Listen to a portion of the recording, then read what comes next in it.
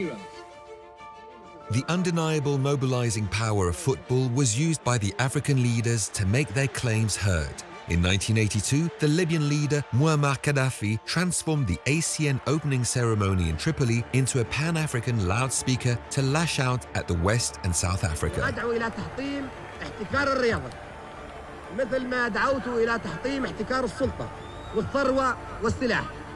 Yet the weapon could sometimes turn against them. In 1965, Habib Bourguiba defended the will for an agreement between Arabs and Israelis. As an immediate consequence, Egypt and Sudan refused to take part in the ACN hosted by Tunisia. Nous sommes rentrés véritablement dans un soft power essentiel avec le foot. C'est-à-dire que le football est certainement la première, voire la deuxième, peut-être avec l'unité africaine, on va dire, chambre d'enregistrement des conflits internes entre les grandes nations d'Afrique. Pourquoi? Parce que le sport est un des rares territoires où l'Afrique va être entendue à l'époque à l'échelle du monde. FIFA promoted equality but failed to apply it.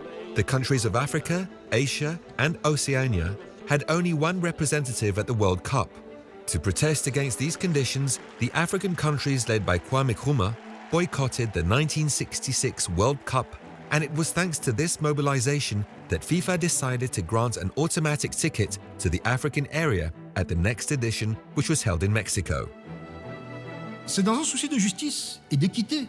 Donc ce boycott, il est salutaire. Il est salutaire parce qu'il va porter sur le devant de la scène, malheureusement une fois de plus, va porter sur le devant de la scène une injustice criante. Dans les années 60, en gros, la FIFA ne s'intéresse pas du tout au développement du football africain. C'est très périphérique, c'est, je dirais, presque exotique. On ne voit pas, d'une certaine manière, l'intérêt de contribuer à un développement accéléré pour faire que le football africain, en termes de structure, par exemple, en termes de formation, en termes de stade ou en termes d'arbitrage, soit au même niveau que l'Amérique du Sud, par exemple, ou l'Europe. Et la FIFA, qui était quand même une organisation internationale, mais dominée par les dominants, évidemment, elle a suivi simplement, je dirais, ce qui se faisait par ailleurs en matière culturelle, en matière économique, en matière financière, en matière politique. La FIFA ne s'est pas, à vrai dire, souciée de l'Afrique, qui n'était pas une force d'orientation telle qu'elle soit considérée. If the CAF was able to gain momentum at its early stages, it was largely thanks to financial support from Gamal Abdel Nasser. The Egyptian president covered the CAF's running costs, staff salaries, and its members' transport costs. But in the 1970s, one man launched a new era by heading the CAF, the former international player and Ethiopian coach Idne Kachu Tessema. L'Éthiopie, qui est l'un des pays fondateurs, et en particulier Tessema, qui est l'un des membres fondateurs, considère que l'Égypte n'est pas assez dynamique. Donc, Nasser en fait une arme politique, mais la question sportive ne l'intéresse guère. Et Tessema, lui, c'est un visionnaire. Lui, c'est un technocrate, un honnête homme, comme on le dit si bien, qui veut impulser le football africain. Et en considérant que l'Égypte fait obstacle à toute autre émancipation, il considère donc en cela que l'Afrique est en train de passer à côté d'un enjeu important. Et d'ailleurs, après 1970, quand il accédera enfin à la présidence de la CAF, eh bien les choses changeront irrémédiablement. Tessema, c'était un homme extraordinaire. Il a fait les études à Moscou. Il parlait couramment le russe. Il était un peu socialiste communiste probablement, mais il a aussi développé la Confédération africaine. Il leur a donné un siège à la Confédération africaine. C'est quand même une personnalité marquante du football africain. Tessema, c'était un homme exceptionnel. Il a servi beaucoup l'Afrique. Ça veut dire non seulement dans le football, mais dans les autres sports, que ce soit les Jeux africains ou l'association des comités nationaux olympiques. Il a défendu que le sport était un moyen d'éducation dans la jeunesse africaine. One of the greatest duels in world football did not take place on the pitch, but backstage between Tessema, the new CAF president, and Stanley Rouse, FIFA's president. Rouse did not conceal his liking of South Africa and the FASA, the White Federation. The English former referee advocated for the reintegration of apartheid on the international sports stage. Stanley Rous a même cherché à créer une autre confédération de l'Afrique australe pour essayer d'intégrer l'Afrique du Sud. C'est pour ça qu'il était devenu notre ennemi. Il essayait toujours à soutenir l'Afrique du Sud parce que c'était la politique de l'Angleterre. The new president of FIFA is Mr. de Havilland. But with the arrival of João Havelange at the head of FIFA in 1974, de Sima found himself a new ally. The Brazilian man campaigned against Rous in the name of equality and fraternity amongst peoples. The CAF president, with all of his political skill, coupled with that of Havelange, managed to keep South Africa out of the international arena.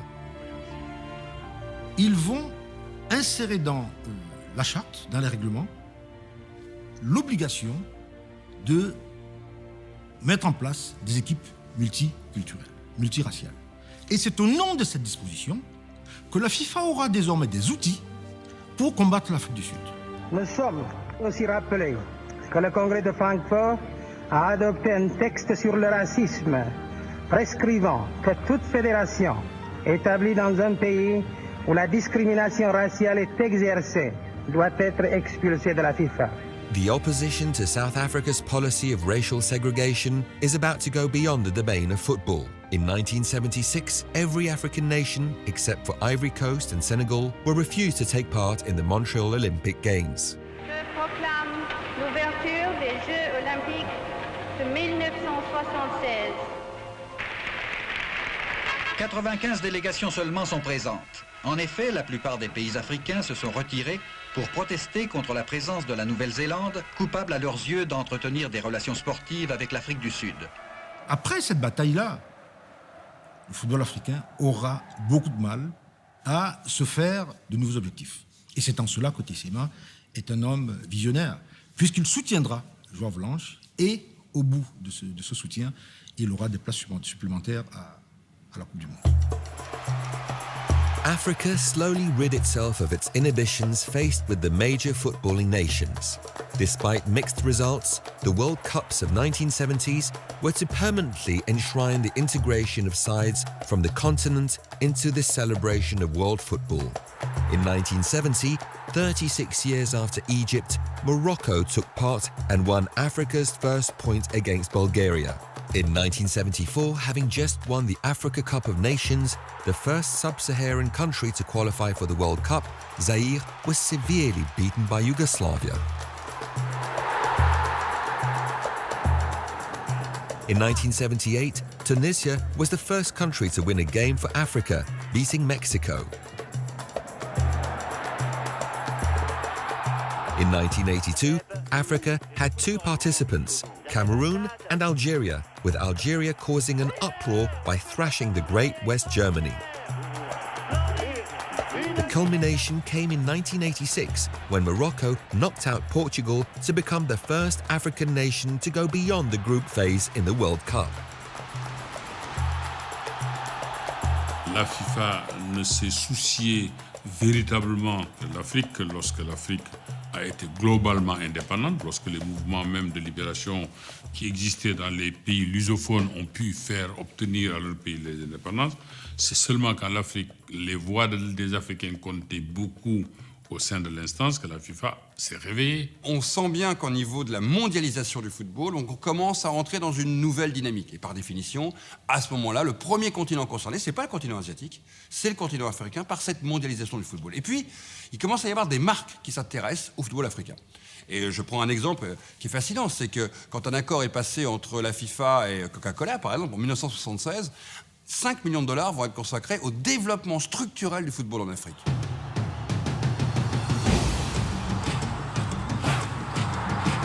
To this opening session of the FIFA Coca-Cola World Football Development Program. This program, starting here in Ethiopia, provides educational facilities for administration and organization, football coaching, referee instruction, and sports medicine. Le sport est un des rares sujets à la fois mondialisés, donc sur tout le continent africain, Il est un sujet intimement populaire, c'est-à-dire qu'en moins de 15 ans, il a pris ses racines sur le continent africain, qui fait que les populations se reconnaissent dans leurs équipes, que ces équipes nationales sont vraiment des symboles à la fois populaires dont on parle dans les rues, la victoire de l'équipe ou la défaite est essentielle, et les marques, en fait, vont être beaucoup plus sensibles, à l'image de Coca-Cola, qui se développe dans le même temps sur le continent africain, vont être beaucoup plus sensibles à ces questions-là, parce qu'elles savent que c'est un moyen de toucher l'opinion.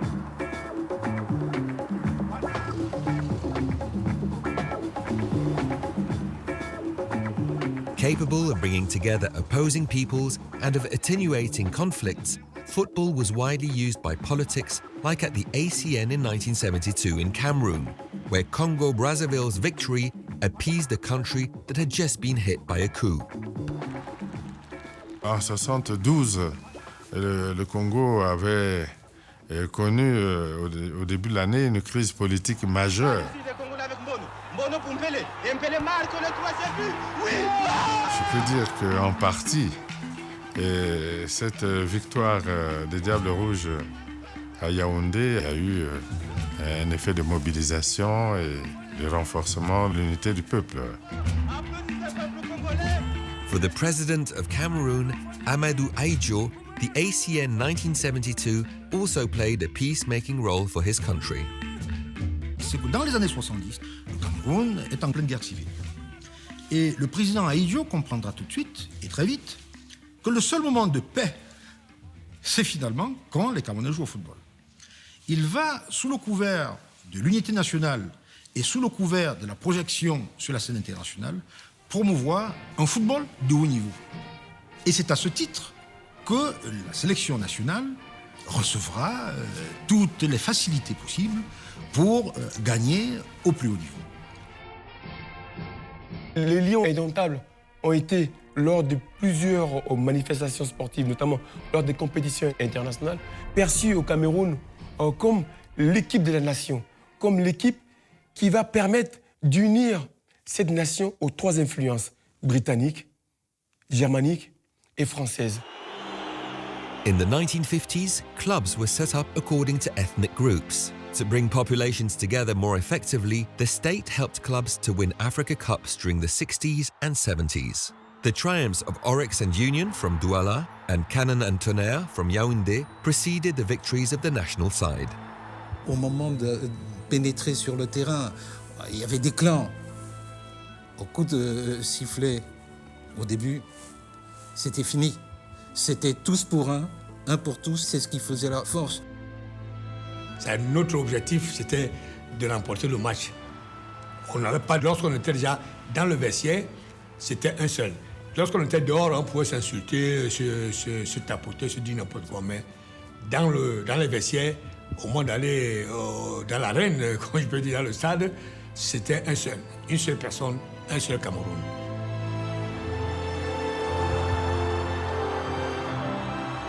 The legend of the Untamable Lions was underway and marked a new page of African football in the 80s and 90s. Issa Hayatou, president of the Cameroon Federation, witnessed the victory of the Abega generation in 1984. The first title was followed in 1988 by a triumph by Roger Mila's side. But that year, Cameroon's influence stretched well beyond the pitch. On the 10th of March 1988, Prince Issa Hayatou became president of the Confederation of African Football.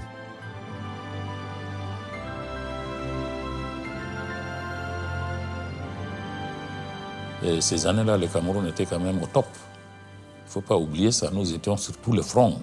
Coupe d'Afrique, de vainqueurs de coupe, Coupe d'Afrique des clubs champions, Coupe d'Afrique des nations. Tout ce qu'il y avait comme organisation au niveau de la CAF était pratiqué par mon pays. Issa Hayatou's appointment as the head of African football marked a new era in economic development in the history of the CAF. The first CAF offices in the Gabalaya neighborhood with 10 employees would soon be replaced by a new office suite in the 6 October neighborhood. Quand je venais, j'ai trouvé $1 138 000 dans les caisses de la CAF en 1988. Tout compte confondu, Suisse et le Caire. À l'époque, on n'avait pas de sponsor. On avait eu un un sponsor qui est venu du Nigeria. Imaginez-vous la Coupe d'Afrique des Nations. Il l'a acheté à $150 000, qu'il n'a d'ailleurs pas payé jusqu'aujourd'hui. Ce qui était urgent pour moi, c'est de faire en sorte que les sponsors viennent à la Confédération africaine de football et faire en sorte que toute l'Afrique s'intéresse à la CAF. Et j'ai fait toute une tournée, j'ai visité les 54 pays en moins de 6 mois. La FIFA, la CAF donnent des subventions. Les 250 000 ou 300 000 ou le million de dollars qu'on vient de décider, ça ne peut même pas entretenir une seule équipe. Mais quand on voit dans un pays, il y a les juniors, les femmes, les clubs et tout ça, ça ne peut être que les finances des États. Et ça a été un succès pour nous d'avoir intéressé nos États à voir l'évolution de notre football. Le président de la CAF est donc naturellement comme le président d'une organisation internationale. Et ce sont les rapports que, entre gouvernants, nous avons avec cette institution-là, mais qui est une institution africaine et qui permet aux Africains de pouvoir se développer. Quand il y a des infrastructures de qualité, ceci contribue également à améliorer les conditions de vie de nos concitoyens. Donc, voyez-vous, ces investissements, certainement, c'est pour le sport en ce qui concerne les stades, mais toutes les autres infrastructures concourent à développer le bien-être de l'ensemble des citoyens. Lorsqu'on organise une compétition d'une importance aussi grande que la Coupe d'Afrique des Nations, il y a des moyens importants à investir en termes d'infrastructures, en termes de gestion organisationnelle. Et tout cela ne se fait pas simplement à travers le soutien des fédérations membres, mais avec le soutien des États. La Coupe d'Afrique des Nations est une opportunité extraordinaire pour chaque pays. Ça nous a fait construire des hôpitaux, ça nous a fait construire des routes, ça nous a fait construire aussi des centres de formation, des hôtels, ainsi de suite. Tout a en fait accéléré notre projet de développement. Et donc ce que nous aurions fait sur plusieurs années a été concentré sur ces quelques années pour préparer aussi donc la CAN. Italy World Cup 1990. African football took a huge leap forward into history. At the opening match, Cameroon beats the Argentinian world champion. The entire world already knew Maradona and is about to discover Roger Milla. At 38 years old, the African champion was playing in La Réunion and was not part of the national team. He is imposed by the President of the Republic just before the World Cup. C'est ce maillot, c'est cette couleur-là qui a fait connaître le continent africain mondialement à travers ce que nous avons fait dans le Coupe du Monde. J'étais dans les tribunes quand Milla faisait sa petite danse là.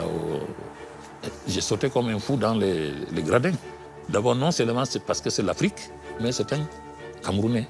Et c'est l'équipe nationale du Cameroun qui était en train de réaliser ses exploits. Les Camerounais, c'est vraiment une bande à part. Ce sont des guerriers. Et j'ai souvent dit que les Camerounais, c'était les Allemands de l'Afrique, quoi. Et c'est un pays de légende.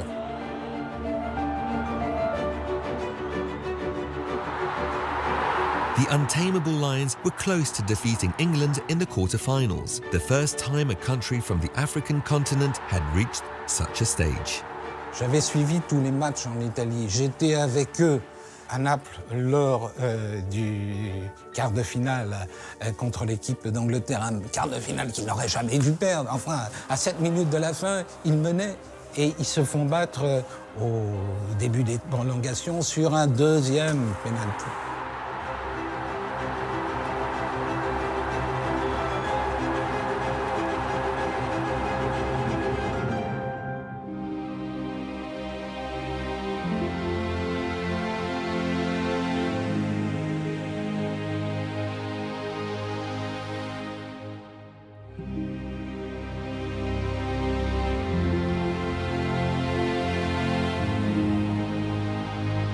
C'était un véritable serpent. La foule se rassemblait autour des véhicules, entre chaque véhicule. Mais j'avais jamais vu ça de ma vie. C'était le plus beau jour de leur vie. C'est là que Roger Milla est devenu Roger Milla, l'image la plus forte du football africain. Vous êtes vraiment les héros ici. Je pense que c'est toute l'équipe nationale. Nous sommes tous des héros. C'est dans le travail que nous avons fait.